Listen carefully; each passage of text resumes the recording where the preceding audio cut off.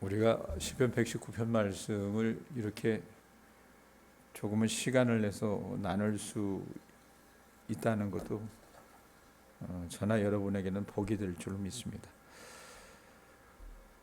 그런데 다 나눴으면 좋겠지만 중간중간 휴일도 있고 또 새벽 기도가 없는 날도 있기 때문에 반이 채 못되게 말씀을 나누는 것 같아요. 한번 봅시다. 97절. 이 사람이 하나님의 말씀을 얼마나 사랑하는지, 내가 주의 법을 어찌 그리 사랑하는지요. 내가 그것을 종일 작은 소리로 읊조리나이다. 하나님의 말씀이 너무 좋아서 어쩔 줄 몰라 하는 모습을 그리고 있어요. 그래서 뭐라고 얘기합니까?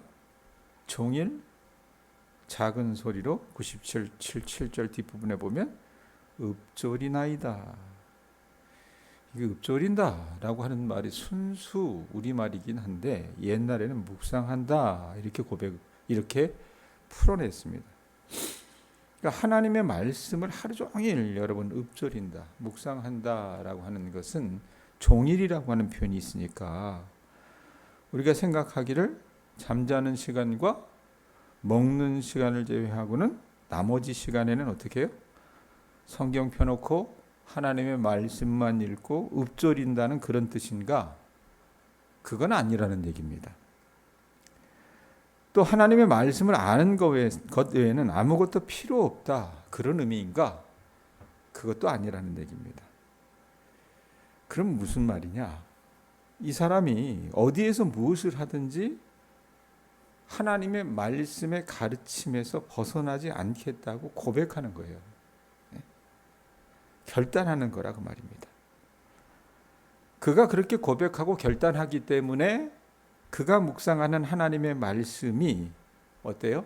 이 말씀이 살아있어서 이 시인의 삶의 구석구석에 영향력을 미치고 있다. 이렇게 표현하는 것으로 여러분들이 보시면 될 것 같습니다. 제가 학교 다닐 때 하나님께서 지혜를 주셔서 다른 아이들보다는 조금 더 학업의 성취도를 올렸던 경험이 있는데, 여러분 학생이 공부하는 것을 좋아하게 될 때에 공부를 잘합니다. 그러니까 공부 잘하는 아이들의 특징이 뭐냐면 선생님을 좋아하면 돼요. 선생님하고 친하고 선생님에게 좋은 영향을 받고 그러면 공부를 잘하게 되고, 공부를 잘하게 되면 나중에 어떻게 합니까? 공부하는 것을 더 좋아하게 된다 그 말입니다. 이게 어떻게 여러분 공부만 해당되겠어요? 음식 만드는 것들 보십시오. 어떤 사람들은 학원에 다니고 별의별 짓을 다 해도 그것에 은사가 없는 사람들이 있어요. 그런데 음식을 만드는 일, 또 작품을 만드는 일도 그걸 먼저 좋아하게 돼요. 좋아해야 됩니다. 좋아하게 되면 어때요? 관심이 가니까 음식을 더 잘 만들 수 있고, 그걸 더 잘 만들게 되면 어떻게 합니까? 주변 사람들이 칭찬할 거 아니에요. 그렇게 되면 더 열심히 하게 된다 그 말입니다. 이게 어떻게 보면은 좋은 어떤 순환 효과가 일어나는 것인데, 마찬가지로 이 119편을 지어나갔던 시인이 하나님의 말씀을 사랑하는 마음이 크니까 어때요? 말씀의 맛을 하는 거예요. 말씀의 맛을 하니까 그 말씀을 하루 종일 묵상하는 거예요. 읊조리게 되고, 늘 읊조리게 되니까 말씀을 더 사랑하게 되고, 이게 계속 좋은 선순환이 불러일으켜진다 그 말입니다. 자, 이렇게 되면 나중에 어떻게 됩니까? 98절에서 100절을 보세요. 뭐라고 얘기해요?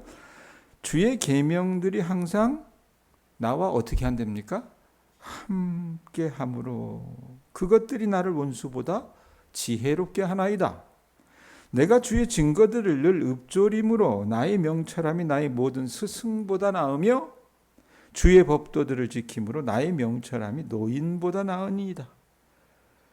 자, 주의 계명들이 항상 나와 함께함으로 그것들이 나를 무엇보다 지혜롭게 한다고 얘기합니까?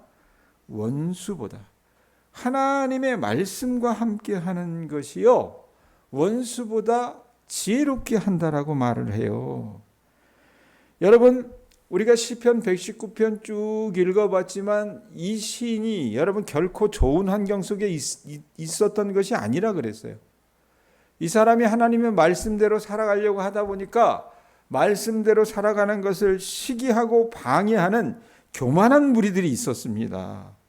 그래서 그 교만한 사람들이 이 시인을 해치기 위해서 어제 같은 경우는 뭘 파놨다 그랬습니까? 함정, 웅덩이를 파놨다 그랬어요. 예? 그래서 어떻게 하는지 한번 보자. 내가 너를 넘어뜨릴 거야 말리라. 이러면서 그 함정들을 파놓고 기다리고 있었는데 이 악한 사람들이 그러기만 한 것이 아니라 이 시인을 완전히 멸망시키기 위해서, 몰락시키기 위해서 호시탐탐 기회를 노리고 있었고, 그렇게 시인을 넘어뜨리려고 온갖 궁리를 다하고 있었는데, 여러분 그들의 그런 계교에 빠지지 않기 위해서 시인이 했던 게 뭡니까? 이건 이런 일이 있으면 이렇게 해야 되겠지 생각을 해가지고 각각의 어떤 경우마다 다양하게 준비를 했다기보다는 말씀에 보면 뭐라고 얘기해요? 주의 계명들이 나와 항상 함께함으로. 예? 어려움이 있고 그가 곤란 가운데 있을 때마다 항상 어떻게 했어요? 하나님의 말씀에 집중하고 하나님의 말씀을 자기 것으로 삼는 것이 98절 뒷부분에 뭐라고 해요? 항상 그 말씀이 나와 함께함으로 그것들이 나를 원수보다 지혜롭게 하나이다. 이렇게 고백을 하는 거예요. 그러고 나서 또 뭐라고 얘기합니까? 같은 표현을 99절에도 반복을 하는 거예요. 주의 증거들을 늘 읊조림으로. 그 계명들이 나와 항상 함께하는 것이나 그 증거들을 늘 읊조리는 것이나 같은 표현을 다르게 하는 겁니다. 자, 그랬을 때 뭐라고 얘기합니까? 나의 명철함이, 나의 지혜가 무엇보다 낫대요? 나의 모든 스승보다 나으며 라고 하는 표현이에요. 시인이 자기가 스승보다 낫게 되는, 이거 아주 희귀한 케이스잖아요. 낫게 되는 경우가 있었는데 그 이유가 뭐냐면 자기가 하나님의 말씀을 늘 묵상했기 때문이라고 고백을 하는 거예요. 그러니까 하나님의 말씀은요, 우리를 훈련하고 우리를 이끄는 최고의 스승, 최고의 선생님이 된다 그 말입니다. 세상에 아무리 뛰어난 선생님도 스승도 하나님의 말씀을 넘을 수 없다라는 얘기입니다. 아니, 세상의 모든 스승을 다 합해도 하나님의 말씀의 가르침을 어떻게 뛰어넘을 수 없다라고 얘기를 하는 거예요. 그래서 말씀을 묵상함, 읊조림이 스승보다 낫다라고 고백을 하는 거라고 말입니다. 자, 그러고 나서 또 하나 빅되는 게 뭡니까? 100절에 보면 주의 법도들을 지키며, 다 같은 표현이에요. 계명이 항상 나와 함께함으로 내가 주의 증거들을 읊조림으로, 그 다음에 100절에 주의 법도들을 지킴으로, 이 같은 표현이라고 했어요. 그랬을 때 어떤 일이 따라나요? 나의 명철함이, 나의 지혜가 무엇보다? 노인보다 나으니이다. 이렇게 얘기를 합니다. 여러분, 여기서 노인들은요, 단순히 나이 많이 드신 분들, 그들을 이야기하는 것이 아니라 지도자, 그 사회의 관료들, 지혜자, 이런 사람들 뜻하는 걸로 보셔야 됩니다. 그러니까 사람이 아무리 지혜로운들 하나님의 말씀의 지혜와 비교할 수 없다라고 얘기하는 거예요. 세상 사람의 모든 지혜를 모아도 하나님의 말씀의 지혜를 따라오지 못한다라는 얘기합니다. 그래서 하나님의 말씀을 지키는 그것이 노인들, 어른들보다 자기를 더 지혜롭게 만들어 준다라고 고백을 하고 있어요. 자, 이렇게 시인이 구체적으로 이제는 그가 그 말씀을 그렇게 귀중히 여겼기 때문에 어떻게 그러면 자기가 그 말씀을 가까이 했는지, 어떻게 묵상하고 읊조렸는지를 이제 이야기를 해요. 그게 101절과 102절인데 보세요. 내가 주의 말씀을 지키려고 발을 금하여 모든 악한 길로 가지 아니하였사오며 주께서 나를 가르치셨으므로 내가 주의 규례들에서 떠나지 아니하였나이다 라고 얘기합니다. 하나님의 말씀을 지키기 위해서 먼저 어떻게 했다고 얘기해요? 101절에 보면 발을 금했다라고 고백을 해요. 이 발을 금했다라고 얘기했을 때 금하다라고 하는 뜻은 무슨 뜻이냐면 가둔다라고 하는 뜻입니다. 소를 외양간에 가둘 때, 여러분, 염소를 외양간에 가둘 때, 산에서 사로잡은 산짐승들을 우리에 가둘 때, 제수들을 감옥에 가둘 때, 여러분, 금하다라고 하는 이 말을 쓴다 그 말입니다. 그러니까 이 시인은요, 그 제어 대상이 짐승이나 제수가 아니라 그럼 뭘 얘기하는 거예요? 자기 자신을 그렇게 어떻게 말씀의 울타리 안에 가뒀다라고 고백을 하는 거예요. 하나님의 말씀에 순종하기 위해서 자기가 얼마나 몸부림쳤는지를 고백하고 있다는 얘기입니다. 그래서 말씀에 보면 뭐라고 얘기합니까? 악한 길로 가지 아니하여 싸우며라는 표현 앞에 어떤 꾸미는 말이 있어요? 악한 길도 어떤 악한 길입니까? 모든 악한 길이라는 표현을 해요. 예? 자, 이 사람이 하나님의 말씀을 지키려고 자신을 어떻게 해요? 말씀의 울타리에 가두게 되니까 사실 악한 길로 갈 수가 없었던 거예요. 그만큼 철저하게 하나님 말씀을 지켰고 그 결과로 하나님의 규례들에서 떠나지 않을 수 있었다고 고백하는 거라 그 말입니다. 그게 102절에 나와요. 뭐라고 얘기해요? 그렇게 자기를 말씀의 울타리 안에 가두게 되니까 주께서 나를 가르치셨으므로 내가 주의 규례들에서 떠나지 아니하였나이다 라고 얘기를 하는 겁니다. 예? 그러고 나서 103절, 104절 보세요. 뭐라고 얘기합니까? 주의 말씀에 뭐가? 맛이 내게 어찌 그리 단지요. 내 입에 뭐보다 더하대요? 꿀보다 더하니이다. 주의 법도들로 말미암아 내가 명철하게 되었으므로 모든 거짓 행위를 미워하나이다 라고 해요.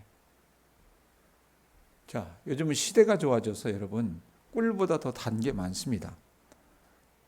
그런데 이때 당시 이 근동아시아, 고대 근동아시아에서는요, 이 꿀이라고 하는 것은 당도와 영양가에 있어서는 구할 수 있는 최고의 식품이었어요. 그래서 이 꿀에 이 시인이 비유하는 겁니다. 하나님의 말씀의 맛과 영양이 최고라는 겁니다. 제가 꿀집 아들이었어요. 우리 아버지가 목회를 하시면서 생활이 제대로 안 되기 때문에 벌을 치셨어요. 근데 이 꿀이라고 다 같은 꿀이 아닙니다. 보통 여러분 꿀을 딸 때는 어떻게 하냐면 벌의 양식을 뺏어오는 거잖아요. 그러면 그 양식을 뺏어오고 설탕을 줘요. 왜? 걔네들도 먹어야 될 거 아닙니까?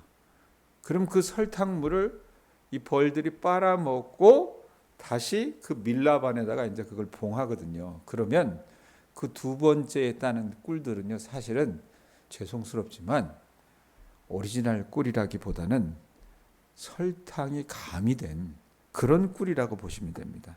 근데 꿀집 아들이었기 때문에 오리지널 꿀을 더러 많이 맛봤어요. 그러면요, 설탕이 가미된 것하고는 맛이 완전히 다릅니다. 예?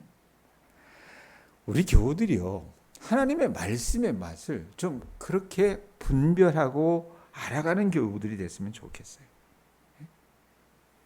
하나님의 말씀의 맛은요, 꿀과도 비교할 수 없을 정도로 최고여서 어떻게 해요? 그 말씀의 맛을 아는 사람들은 어떻게 합니까?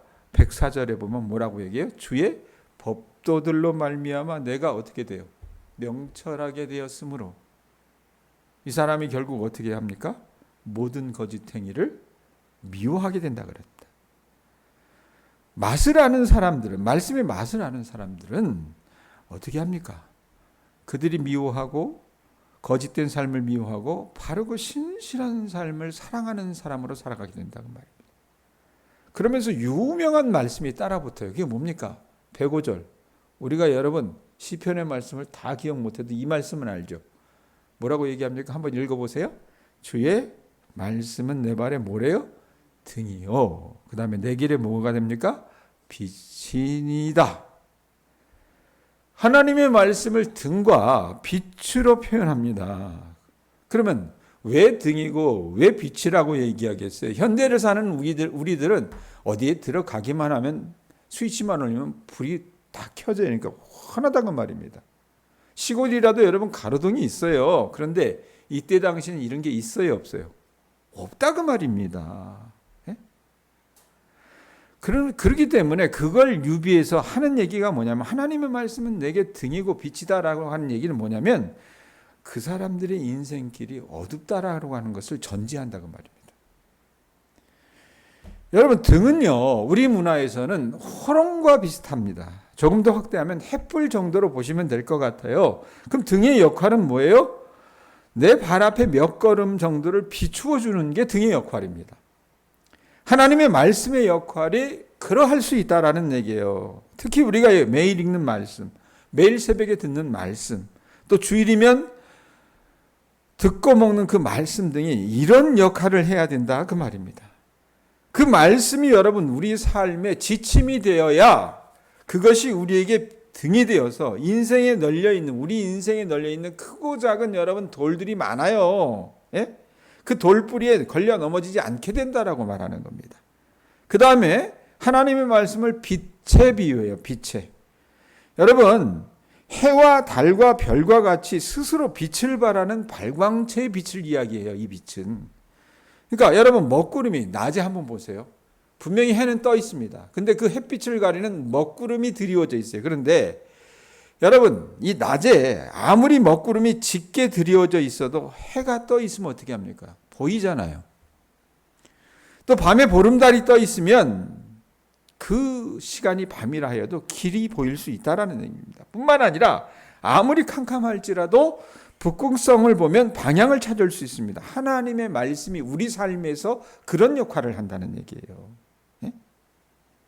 아무리 여러분 우리 인생에 지금 먹구름이 끼어 있어도 아무리 내 삶 가운데 칠흑 같은 어둠이 드리워 있다 하더라도 하나님의 말씀을 우리가 붙들면 그 말씀은 우리가 가야 할 길을 아주 또렷하게 보여준다라는 얘기입니다.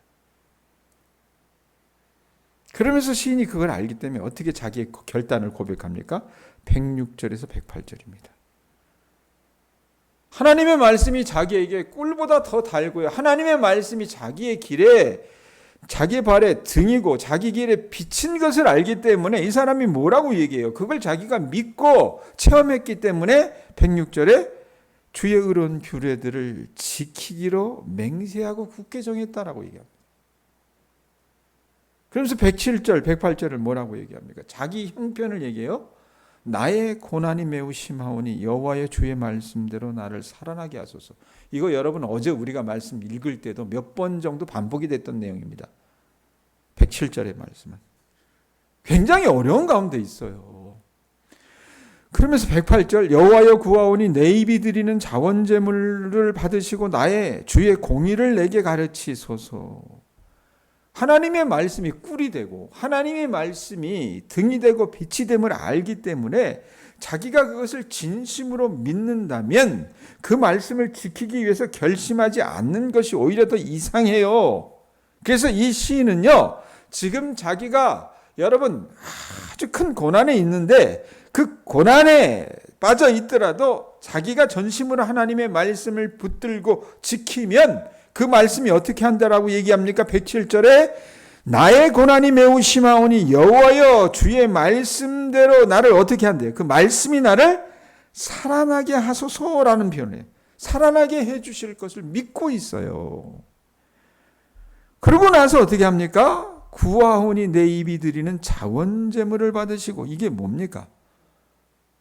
우리로 얘기하면 헌금, 옛날 여러분 구약시로 얘기하면 낙헌제입니다. 감사로 드리는 예물이에요. 자기 상황이 나아지지 않았다니까요.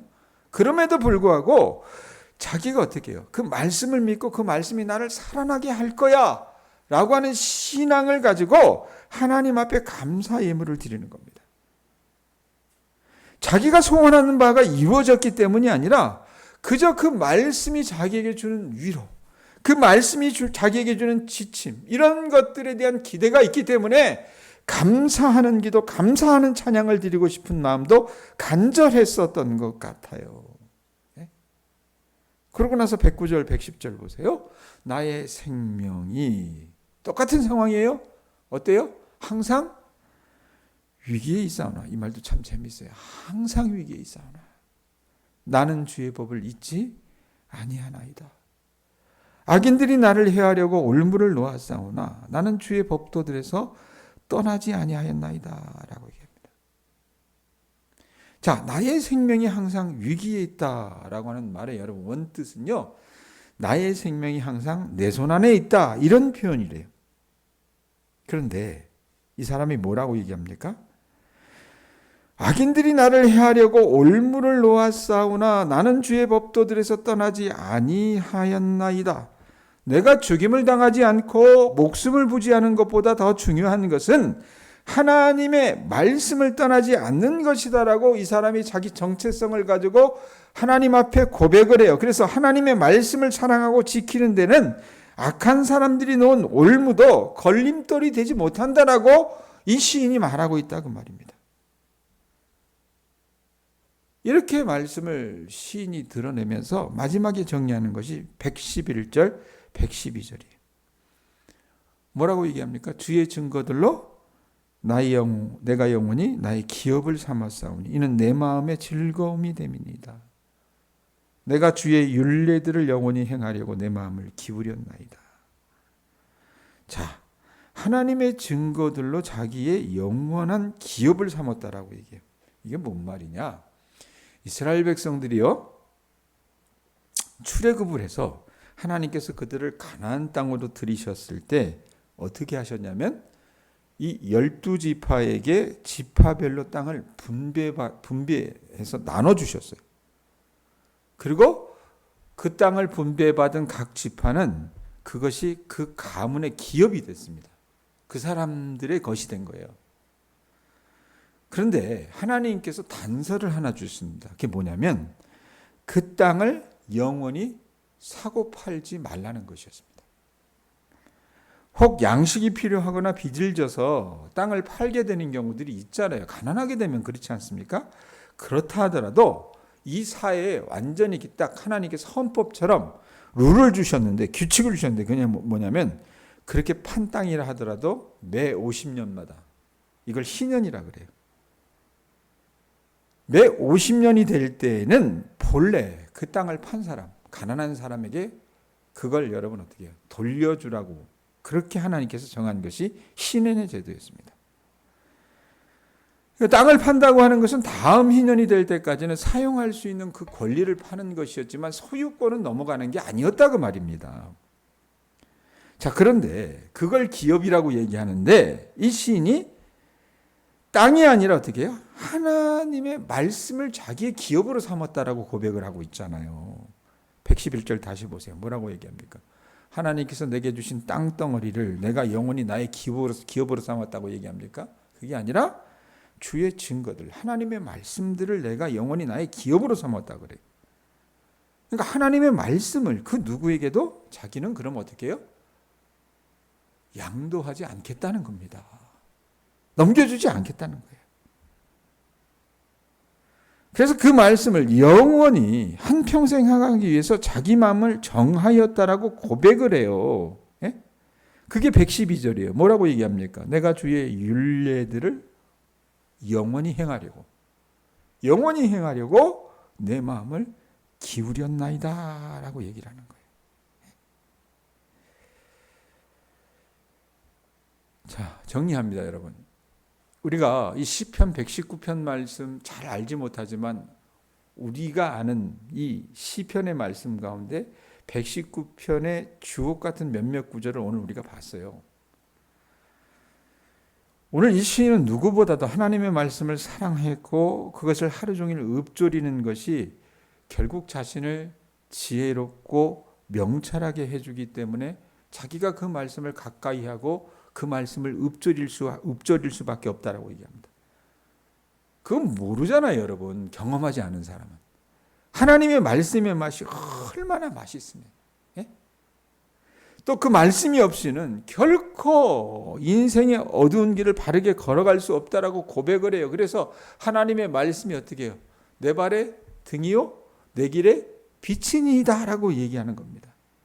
그리고 이제는 마지막에 보면 뭐라고 얘기합니까? 111절에 조상 때로부터 물려받은 기업으로 그렇게 기업보다도 더 귀하게 하나님의 말씀을 자기가 여겼다라고 결단한다 그 말입니다. 자, 이 시인이 이렇게 고백하고 말하는 것은요, 하나님의 말씀이 자기 인생길에서 지침이 됐고, 자기 인생길에서 꿀보다 더단 존재가 됐고, 자기 인생길에서 등이 됐고, 길이 됐고, 자기 인생길에서 영원한 기업이 됐던 것을 자기가 체험했기 때문에 이렇게 고백하고 있다 그 말입니다. 그러면서 이 사람은 그 하나님이 참 하나님이신 것을 시인하고 있다 그 말입니다. 자, 여러분, 이 사람이 믿었던 하나님, 그 창조주 하나님, 영원한 하나님이 바로 저와 여러분의 하나님이십니다. 하나님께서는요, 이 119편을 지었던 이 시인에게만 말씀하지 않고 오늘 이 말씀을 듣는 저와 여러분 각자에게도 꿀송이보다도 더단 말씀으로, 예? 그리고 우리의 인생길이 어둠 가운데 있지만 어둠 가운데 있더라도 내 인생길에서 내 발의 등이요 내 길의 빛과 같은 말씀으로, 그리고 그 말씀이 전국에는 어떻게 해요? 나의 기업이 되는 그런 은혜를 주신다 그 말입니다. 그렇기 때문에 여러분, 하나님께서 주신 말씀을 우리가 그렇게 신뢰하고, 오늘도 우리가 해야 될 건 뭐예요? 마음과 정성을 다해서 하나님께서 살아가게 하신 오늘 내 삶의 자리에서 하나님의 말씀이 정말 내 인생의 꿀보다 더 달며 내가 가장 좋아하는 음식보다 더 맛있습니다라고 고백하고 체험하실 수 있는 우리 교우들 되시기를 바랍니다.